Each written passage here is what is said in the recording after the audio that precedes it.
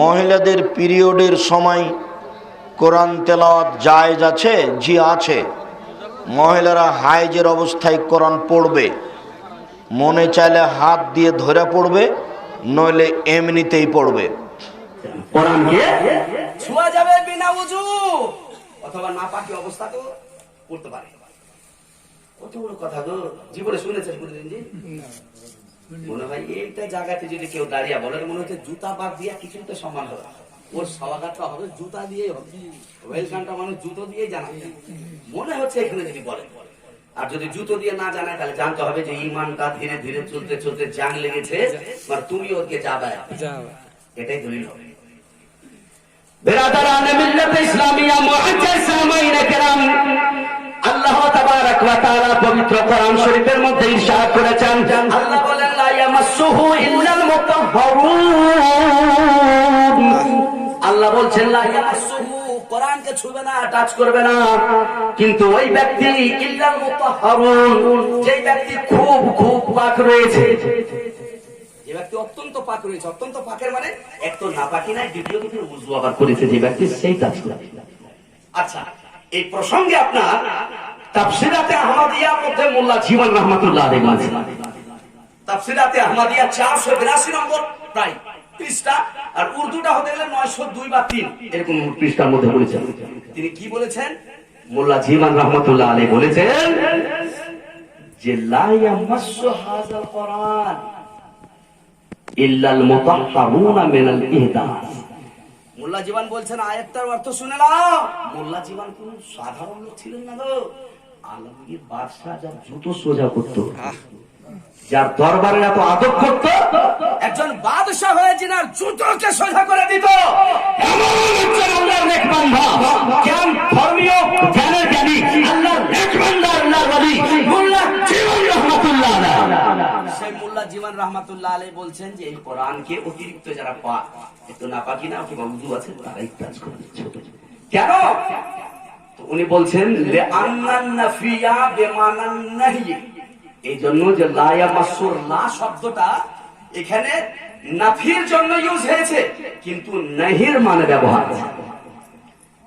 দেখতে লাগছে যে লা নাফির জন্য শুধু হালকা নিষেধ, কিন্তু হালকা নিষিদ্ধ না, বিমানান নাহি, না না হারামের উদ্দেশ্যে লাকে ইউজ করা হয়েছে। কেন?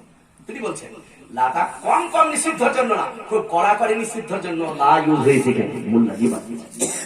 আর তিনি বলছেন যার ওযু থাকবে না, যারা নাপাকি অবস্থায় চলবে, তাদের জন্য কোরআনকে পড়া, কোরআনকে টাচ করা, তিনি বলছেন হারাম আছে, আসাতে একই কথা রাদ্দুল মুহতার কিতাবুত তাহারাতের মধ্যে আল্লামা শামী রাহমাতুল্লাহ আলাইহি বলেছেন আলাইহি আকসারুল মুফাসসিরিন, বেশিরভাগ তাফসীর বর্ণনাকারীদের মতে, মুফাসসিরিনে কেরামদের মতে কি বিনা ওযুতে কোরআনকে টাচ করা যাবে না।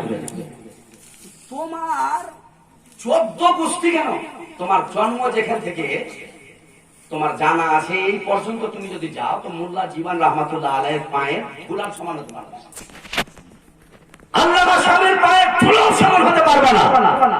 তুমি বলছো কোরআনকে বিনা ওযুতে টাচ করা যাবে, ওর বক্তব্য শুনছো, ওটাকে তোমাকে ভালো লাগছে শুনে, এত বড় জাইয়িদ আলিম আল্লাহ ওয়ালা মানুষের কথা তোমাকে ভালো লাগে না?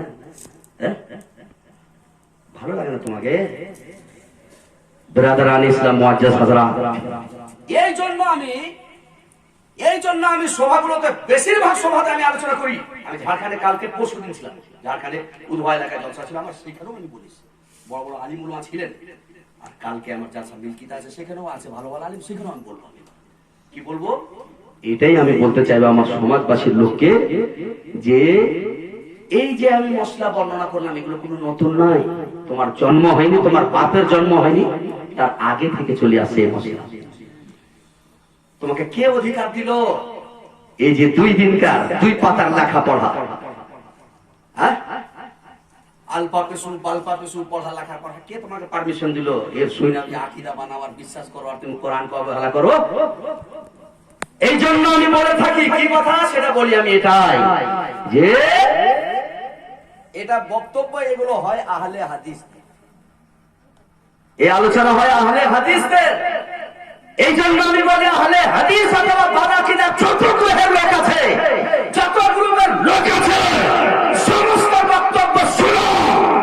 যারা আলিম আছে আর যাদের স্টাডি কম, যারা বই পুঁথি মোতালা করে না, বেশি বেশি পড়ে না বই, সেই সমস্ত আলিমেরাও ওই সম্প্রদায়ের লোকের বক্তব্য শুনতে পারবে না, তাদের বই পড়তে পারবে না, তাদের জন্য হারাম, আর সাধারণ মানুষের জন্য হারাম।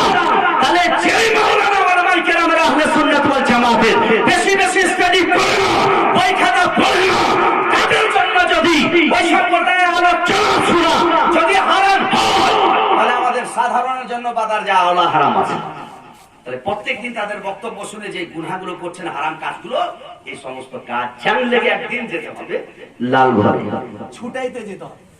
যখন হাসুয়া ভোতা হয়ে যায়, তখন লাল ঘরে ওই কামারের, না কি বলে, যেটা কামার বলে না, কামারের বাড়িতে নিয়ে যায়। যাওয়ার পরে আগুনে জ্বালিয়ে জ্বালিয়ে জান ছুটায় আর পিটানি দেয়। তেমন তোমারও পিটানি দেওয়ার সময় আসছে, তুমি বাকি রাখি ভাবিও না। ইসলামিয়া মুআজ্জাজ সামাইনা কেরাম, এই কোরআনের কথা হিন্দু ধর্ম প্রণেতা মনু বলছেন,